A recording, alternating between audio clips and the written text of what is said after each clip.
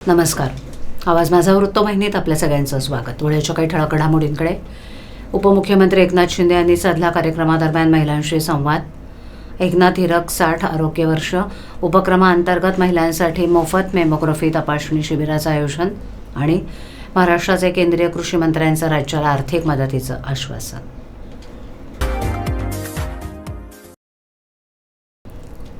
पदावर खाली होत असतात, परंतु या राज्यात लाडक्या बहिणींचा लाडका भाऊ ही माझी ओळख निर्माण झाली आहे. ही ओळख आणि पद हे मुख्यमंत्री उपमुख्यमंत्री पदापेक्षाही मोठं आहे, असं विधान उपमुख्यमंत्री एकनाथ शिंदे यांनी केले. ठाण्यात सोमवारी रात्री एका कार्यक्रमासाठी उपमुख्यमंत्री एकनाथ शिंदे उपस्थित होते. त्यावेळेला त्यांनी उपस्थित महिलांशी संवाद साधला. आपली लाडकी बहीण योजना यशस्वी झाली. विधानसभा निवडणुकीत विरोधकांचं डिपॉझिट जप्त झालं आणि महायुतीचं सरकार बहुमतानं निवडून आलं. आमच्या लाडक्या बहिणींची योजना कधीही बंद होऊ देणार नाही, असं शिंदे म्हणालेत. पंतप्रधान नरेंद्र मोदी यांचं सहकार्य मिळतंय. केंद्रीय अर्थसंकल्प राज्यासाठी फायद्याचा आहे. हा अर्थसंकल्प विकसित भारताकडे वाटचाल करणार आहे.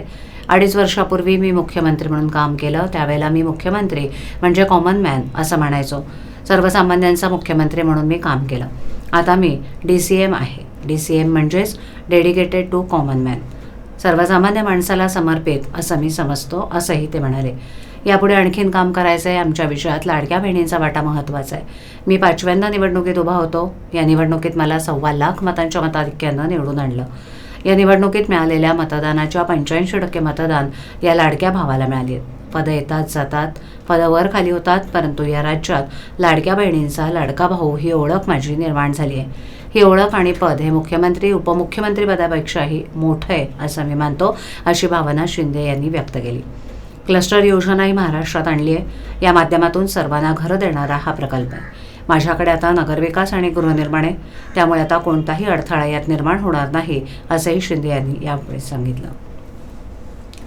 स्त्रियांनी आपल्या आरोग्याची योग्य काळजी घेतली पाहिजे. विशेषतः 40 नंतर वाढत्या कॅन्सरच्या धोक्याच्या पार्श्वभूमीवर महिलांनी नियमित गर्भाशय आणि स्तनाच्या आरोग्याची तपासणी करणं अत्यावश्यक आहे. त्यासाठी शिवसेना वैद्यकीय मदत कक्षाच्या वतीनं एकनाथ हिरक 60 आरोग्य वर्ष उपक्रमाअंतर्गत ठाण्यात मेमोग्राफी तपासणी शिबिराचं आयोजन करण्यात आले. हे शिबिर 6 फेब्रुवारी रोजी सकाळी 10 ते दुपारी 2 वाजेपर्यंत ठाणे महापालिका शाळा क्रमांक 120 स्वातंत्र्यवीर सावरकर नगर ठाणे पश्चिम इथे होणार आहे. नगरसेवक दिलीप बारटक्के यांच्या मार्गदर्शनाखाली हे शिबिर राबवलं जात आहे. स्तन कॅन्सरच्या तपासण्या महागड्या असल्यानं अनेक महिलांना त्या परवडत नाहीत. मात्र त्या विनामूल्य शिबिराचा लाभ घेऊन महिला आपल्या आरोग्याची काळजी घेऊ शकतात. प्राथमिक टप्प्यावर निदान झाल्यास कॅन्सरवर सहज मात करता येते, असं तज्ज्ञ सांगतात. प्रारंभ कला अकॅडमीच्या संस्थापिका डॉक्टर अरुंधती भालेराव यांनी महिलांनी मोठ्या संख्येनं शिबिराचा लाभ घ्यावा असं आवाहन केले.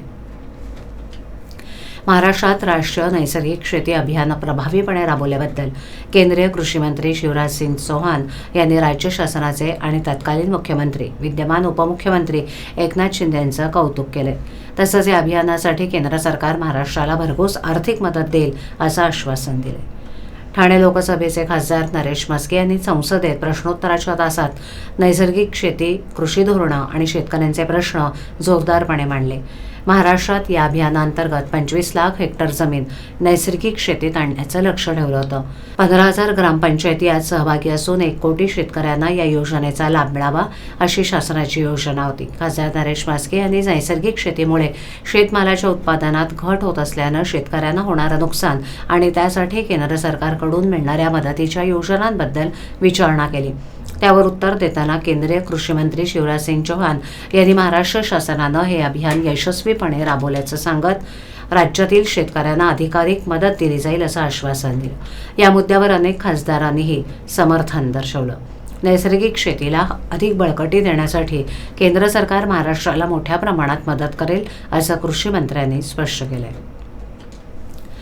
ठाणे कोपट एसटी डेपोसमोर आज ठाणे शहर महाविकास आघाडीतर्फे एसटी महामंडळाच्या मनमानी भाडेवाढी विरुद्ध निषेध आंदोलन करण्यात आलं. त्यासाठी काँग्रेस, राष्ट्रवादी काँग्रेस, शिवसेना, धर्मराज्य पक्ष, शेकाप तसंच आप पक्षाचे बहुसंख्य पदाधिकारी, कार्यकर्ते आणि महिला उपस्थित होत्या.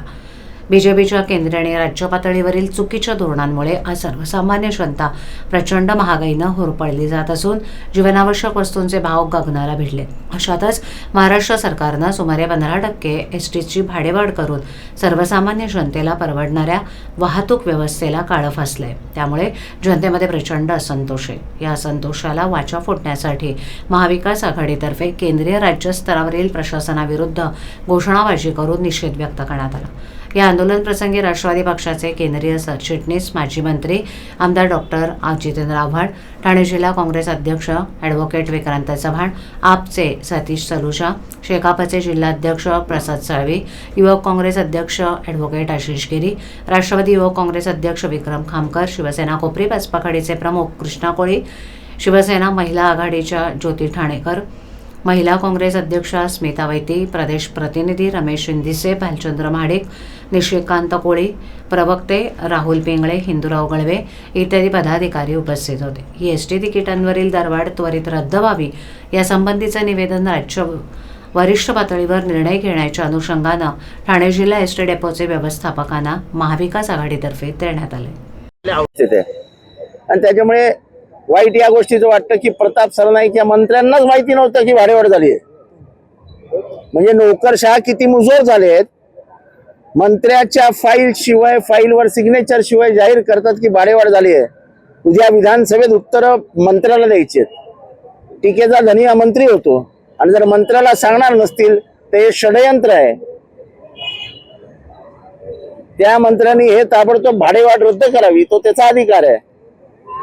मी त्यांना विनंती करतो की तुम्हाला विश्वासात न घेता महाराष्ट्रावर अन्याय करणारी आणि तुम्हाला बदनाम करणारी भाडेवाढ झालेली आहे, आपण पुढे येऊन त्वरित रद्द करावी. तसेच हाच प्रश्नाला धरून परिवहन खात्यामध्ये एक नंबर प्लेटचं टेंडर निघालंय. त्या नंबर प्लेटच्या टेंडरमध्ये 1000% घोटाळा आहे. 1000%. बाहेरच्या राज्यांमध्ये जी नंबर प्लेट 200 रुपयाला मिळते ती इथे 800 रुपयाला देणार आहेत. हे सुद्धा काम मंत्र्यांनी केलेलं नाही. हे सुद्धा काम अधिकाऱ्यांनी केलंय. ते टेंडर घाईघाईत काढलं आणि टेंडर सुद्धा वादग्रस्त अशा 2 कंपन्यांना दिलेलं आहे.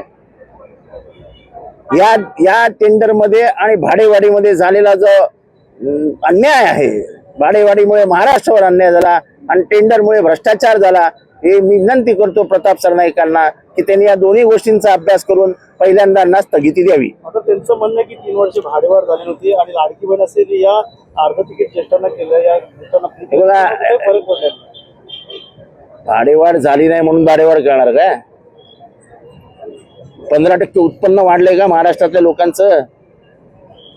15% उत्पन्न वाढलंय का? तुमच्या चुकांमुळे जर एसटी वरती बोज पडत असेल आणि जर निधी मिळत नसेल ती आम्हाला सांगू नका ना. 15% भाडेवाढ काय कमी आहे काय? सगळे मंत्री फिरतात मर्सिडीज मधनं, मी पण मर्सिडीज मधनं फिरतो. गरिबांचं काय करायचं? उद्या ते म्हणणार हे तर चांगल्या गाड्यांमध्ये फिरतात, हो आम्ही फिरतो, पण गरिबांनी काय करायचा प्रश्न तिथे उभा राहतो ना. या गरिबांसाठी काहीतरी करायला पाहिजे. 15% भाडेवाढ परवडणारी नाही. लोक रस्त्यावर उतरतील आणि या शासनाला प्रश्न विचारतील. आता बजेट सादर केलंय, वाटतं की या बजेटमध्ये हे बजेट आपल्यासाठी नाहीच आहे. हे बजेट बिहारसाठी आहे, आपल्यासाठी थोडी आहे. निवडणुका बीजेपी 365 दिवस 24 तास फक्त निवडणुकीच्या याच्यावर असते. उद्या जर नागालँड मेघालयला निवडणुका लागल्या आणि बजेटची वेळ आली तर ते बजेट नागालँड आणि मेघालयासाठी. देशाचं बजेट आणि देशाचा विचार करतच नाही, ते निवडणुकीचा विचार करत असतात.